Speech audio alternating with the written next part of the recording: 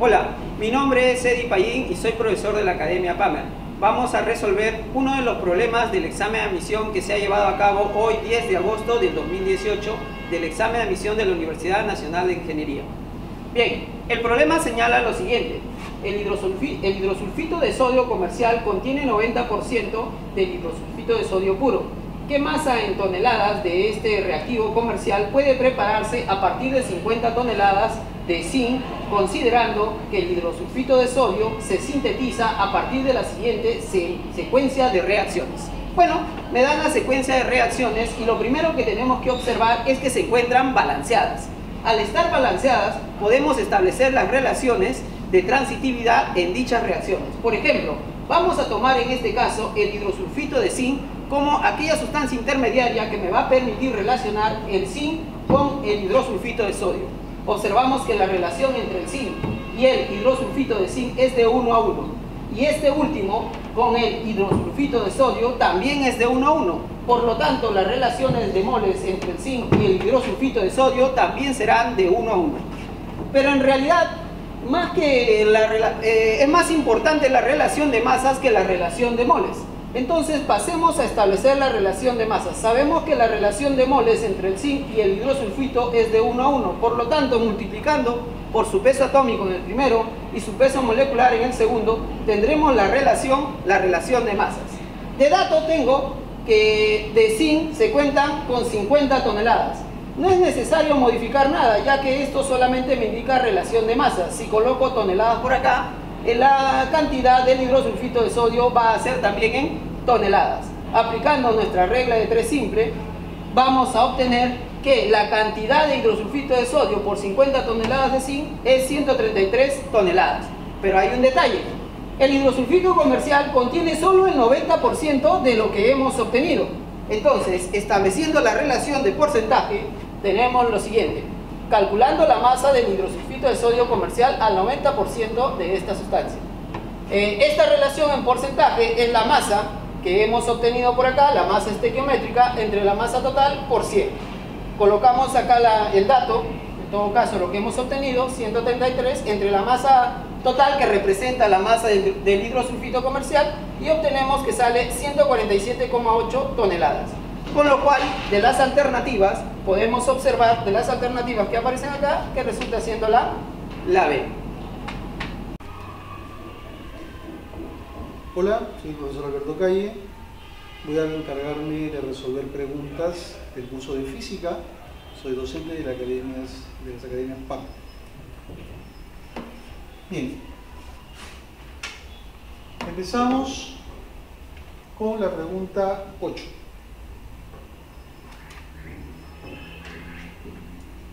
Pregunta tomada el día de hoy en examen de admisión de la UNI.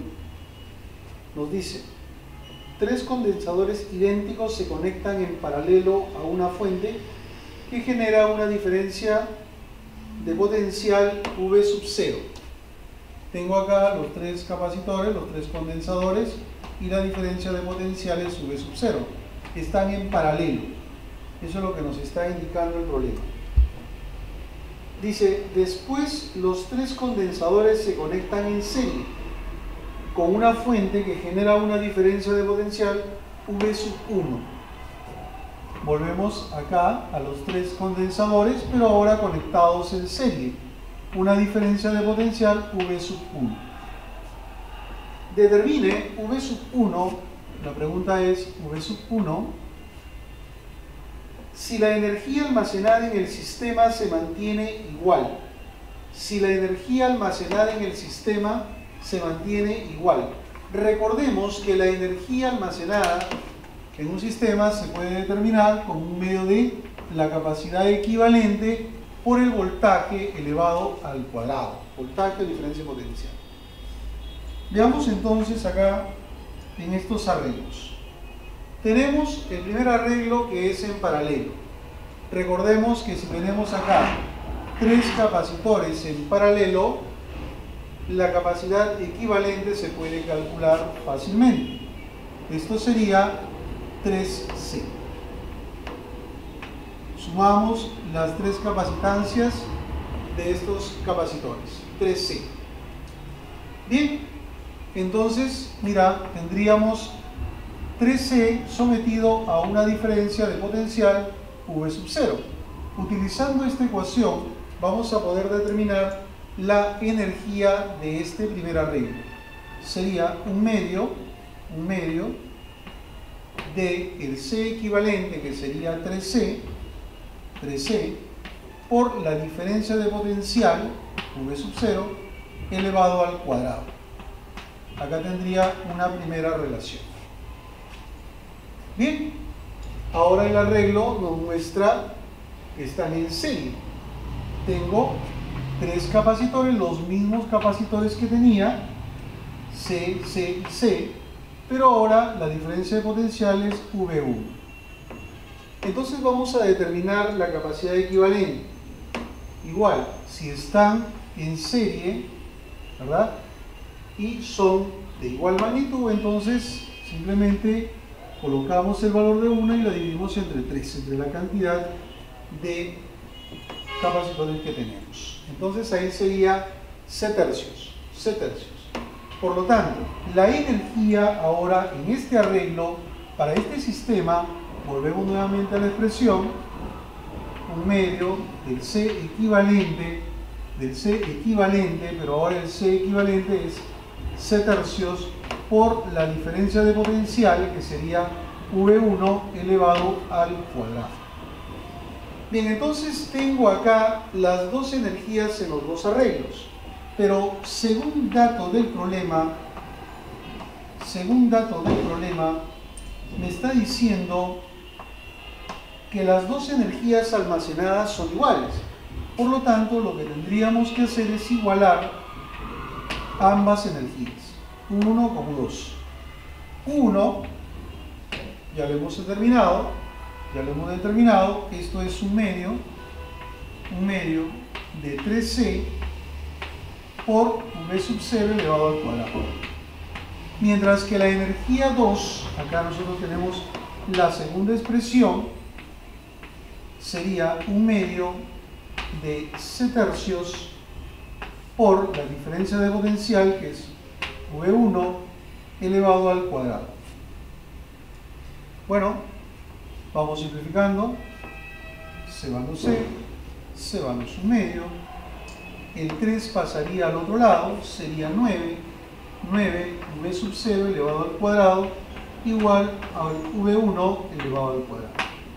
Por lo tanto, sacando raíz cuadrada, nos va a quedar que V1 sería 3 V sub 0. Y ahí tendríamos nosotros la respuesta de este problema. Entonces, viendo las alternativas, tendríamos que marcar la alternativa C. Problema 13. Un joven de 1,8 metros se aproxima a un espejo convexo caminando a lo largo del eje del espejo. Cuando se encuentra a 1,5 metros del espejo, su imagen virtual tiene una altura de 90 centímetros. Calcule el radio del espejo en metros.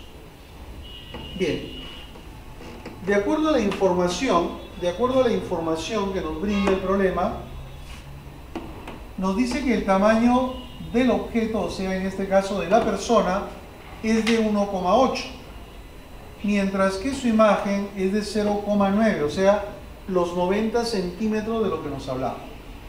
Y nos indica también que la distancia que hay del objeto al espejo convexo es de 1,5 metros.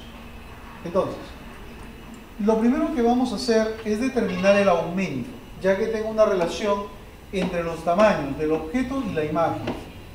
Pero recordemos, la magnitud del aumento es la relación entre el tamaño de la imagen y el tamaño del objeto. O sea, 0,9 sobre 1,8 metros. Por lo tanto, acá la relación me queda un medio.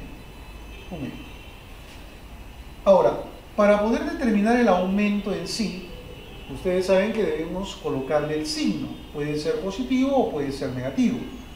Vamos a utilizar el signo positivo, ya que la imagen es derecha. Si la imagen es derecha, entonces el aumento es positivo. Entonces acá sería más un medio, más un medio. Pero recordemos que el aumento es la relación entre las distancias I y O, es decir, la distancia imagen y la distancia objeto. Por lo tanto, el aumento acá, vamos a reemplazar, sería un medio va a ser igual a menos I sobre O. Vamos operando acá, esto pasaría al otro lado, O sobre 2 va a ser igual a menos I. Cambiamos al otro lado del signo. Y tendríamos acá una primera expresión, una relación. Ahora, vamos a utilizar la ecuación de Descartes para poder relacionarlo con la distancia focal. Sabemos que 1 sobre F es igual a 1 sobre I más 1 sobre O. Pero ya tenemos una relación con I. Entonces vamos reemplazando. Si yo reemplazo menos o medios, ¿no? O medios, entonces al momento de colocarlo acá, o medios me quedaría menos 2 sobre O. Más 1 sobre O. Eso sería 1 sobre F. Operando me va a quedar menos 1 sobre O. Menos 1 sobre O. Eso va a ser 1 sobre F. Pero O es la distancia objeto y la distancia objeto es dato. Es 1,5 metros. Por lo tanto tendría 1 sobre F igual a menos 1 sobre 1,5. De acá determinamos que la distancia focal es menos 1,5. Negativo, ya que se encuentra en la zona virtual, ¿no? La distancia focal. Bien, ahora la pregunta es, ¿cuál es el tamaño del radio? Y el radio mide el doble de la distancia focal. Por lo tanto, su tamaño sería de 3,0 metros. Quedándonos como respuesta la alternativa E. ¿Qué tal? Mi nombre es Rudy Chancafe, docente de la mejor academia del Perú, que es PAMER. Vamos a ver el día de hoy la resolución de una pregunta del curso de química que fue tomada en la última prueba, ¿no?, de física química de la Universidad Nacional de Ingeniería. Y la pregunta 32, ¿sí? Si observas, vemos pues de qué se trata el capítulo de química orgánica, ¿no? Para ser más específico, como tú ves, habla del hexano, vemos estas estructuras que corresponden a alquenos, estamos viendo a los hidrocarburos, ¿no es así? Muy bien, vamos a analizar lo que nos dicen las proposiciones. La pregunta dice, indique cuáles de las siguientes proposiciones son verdaderas. Entonces vamos a analizar cada proposición. A ver, la primera nos dice, el N-hexano posee 5 isómeros. Vamos a ver. Recuerda que en los alcanos, la isomería que se analiza es la isomería de cadena. Pero claro, la isomería de cadena se ve cuando ya los alcanos tienen de 4 carbonos a más, ¿sí? Ahí sí hay posibilidades de tener 2 o más estructuras, sobre todo por las ramificaciones que se pueden generar a medida que se va incrementando la cantidad de carbonos. A ver, para ello hay que recordar lo siguiente. Podemos establecer de forma práctica y directa el número de isómeros de cadena en los alcanos. Y hay una formulita para ello, ¿ya?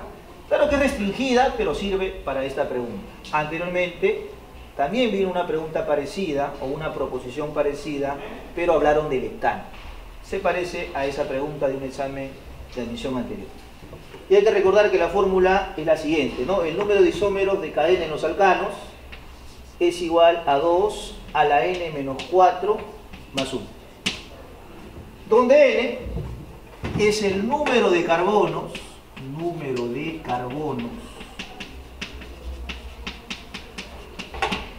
pero como te decía, esto está restringido, ¿no? Solo cumple para alcanos que se encuentren entre 4 y 7 carbonos. Muy bien. Ahora sí, analicemos el compuesto que nos da, ¿no? Nos dicen N-hexano. Si nosotros vemos la raíz X, implica 6 carbonos. O sea que en este caso, N es igual a 6. Es decir que se trata de un alcano con 6 carbonos. Si aplicamos la formulita, 2 a la n menos 4 más 1 sería 2, 6 menos 4, para el exponente de ese 2, y esto más 1. Y vemos claramente que 2, 6 menos 4 es 2, 2 al cuadrado 4, más 1, 5 isómeros de cadena. ¿Sí existen 5 isómeros de cadena? Por supuesto. Pero una pequeña observación. Nos hablan del N-hexano, ¿no? Por ahí el alumno dice, claro, son 5 isómeros. Hace las estructuras de los isómeros y uno de ellos es el N-hexano. Entonces, este N-hexano estaría acompañado de 4 isómeros más. Entonces, los isómeros del N-hexano serían 4 en realidad. Pero bueno, ya sería un análisis más riguroso, ¿no? Verlo de esa manera. Pero me parece que solamente aquí en esta proposición solo se están guiando de la raíz, del hexano, ¿no? O sea, de la fórmula general de un alcano con 6 carbonos, C6H14, ¿no? Entonces, este hexano presenta esa cantidad de isómeros. Vamos a considerar la verdadera, a no ser que por ahí alguna otra proposición sea más contundente y se consideraría falsa, ¿no? A veces también hay que ver cómo están las alternativas. Sigamos entonces con la segunda proposición sin antes colocar verdadera entonces esta proposición. Muy bien. En la segunda proposición nos dicen el compuesto, me dan este compuesto, como vemos claramente hay un doble enlace, se trata de un alqueno. Te dice si posee 2 isómeros geométricos. Para analizar la isomería geométrica hay que colocar a los grupos de átomos alrededor de los carbonos con el doble enlace, ¿no? Entonces, este compuesto de acá lo puedo colocar de esta manera, ¿no? Carbono, doble enlace carbono, y alrededor de los carbonos con el doble enlace voy a colocar aquí a este hidrógeno abajo y a esta parte de esta forma, ¿no? CH3, CH2, enlazado a ese carbono. Y por acá también voy a hacer lo mismo. Este carbono está acompañado de 2 CH3. Ahí está, ¿no? Esta estructura lo estoy colocando de esta manera para analizar la isomería geométrica. ¿Qué estamos observando? De que hay un carbono que contiene el doble enlace, ¿no? El carbono con la hibridación sp2, que contiene 2 grupos iguales. Cuando ello sucede, en forma práctica decimos que no hay isomería geométrica. ¿Por qué? Recuerdan que nosotros normalmente rotamos a los grupos de átomos alrededor del carbono con el doble enlace y vemos si se genera otra posible estructura, ¿no? Al rotar estos grupos iguales no generaríamos otra estructura, se trataría lo mismo.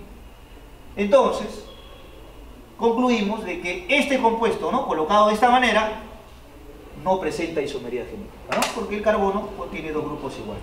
Por lo tanto, acá no existe isomería geométrica. No posee isomería geométrica.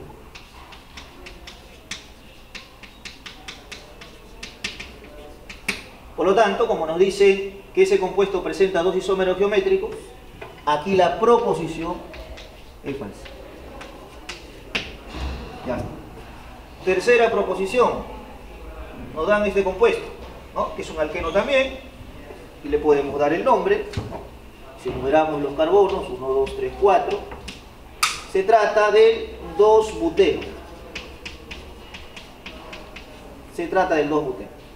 Ahora, para analizar si presenta isomería geométrica, vamos a hacer lo mismo que hemos hecho con el alqueno anterior. Es decir, alrededor de los carbonos con el doble enlace, vamos a colocar a los grupos de átomos.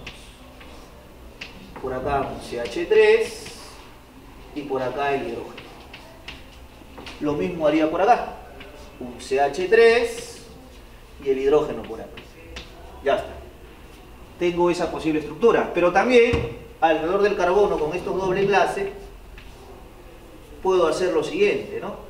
Aquí no hay problema, puedo dejar esto igual, CH3 hidrógeno, y esto de aquí sí puedo rotar, ¿no? Es decir, al hidrógeno colocarlo aquí y al CH3 acá. Ahí está. Obviamente, se trata de otra estructura, no es lo mismo esta estructura que esta. Pero si contamos la cantidad de carbonos y hidrógenos van a ser los mismos. Por lo tanto, se trata de dos isómeros, ¿no? Y por presentarse de esa manera, es muy conocido que esta es la isomería geométrica que presenta el 2-buteno, ¿no? En el caso que están de esta forma, se conoce como isomería cis. En el caso de esta forma, se conoce como isomería trans, ¿no? Por lo tanto, aquí inclusive le podemos dar el nombre, ¿no? Si nosotros enumeramos, la numeración no va a cambiar, ¿sí? Tendríamos aquí por la posición que tiene, el cis 2-buteno. Y este compuesto sería, por la posición que tiene, igual la numeración no va a cambiar. Este compuesto sería el trans 2-buteno, ¿no? Entonces, si vemos isomería geométrica, isomería cis, isomería trans. Por lo tanto, como nos dicen en la proposición que esta estructura no posee isomería geométrica, esta proposición sería falsa. Muy bien, con la observación que te dije al inicio, en la que el N-hexano, como nos hablan los isómeros del N-hexano, tendría 4, claro, incluyendo él, no habría clave, ¿no? Si es que nosotros la consideraríamos falsa, ¿no? Claro, con ese análisis riguroso, ¿no? Pero si solamente hablamos del caso general de un alcano con 6 carbonos, sí, efectivamente hay 5 isómeros. Por lo tanto, la única verdadera es la proposición número 1. Entonces, yo espero que los alumnos de Pamela, y seguramente que sí, la respuesta sería la alternativa, ¿no? Solo. Muchas gracias. Eso ha sido todo.